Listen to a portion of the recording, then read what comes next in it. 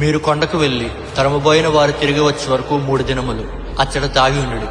తరువాత మీ త్రావను వెళ్ళడని వారితో అనగా, ఆ మనుషులు ఆమెతో తండ్రి, ఇదిగో మేమీ దేశమునకు వచ్చేవారము గనుక నీవు మా చేత చేయించిన ఈ ప్రమాణం విషయం మేము నిర్దోషులు మగునట్లు నీవు మమ్మను దించిన ఈ కిటికీకి ఈ ఎర్రని దారమును కట్టి నీ తండ్రిని, నీ తల్లిని, నీ అన్నదమ్ములను, నీ తండ్రి ఇంటి వారినందరినీ నీ ఇంట చేర్చుకుని నీ ఇంటి ద్వారములో నుండి వెలుపలికి వచ్చేవాడు తన ప్రాణముకు తానే ఉత్తరవాదు.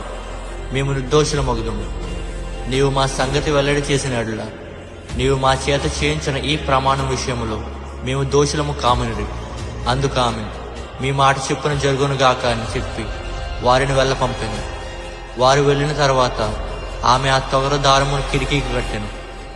ఆ 2 మనుషులు తిరిగి కొండల నుండి దిగి నది దాటి నూను కుమారుడైన యెహోషువ యొద్దకు వచ్చి తమకు సంభవించిన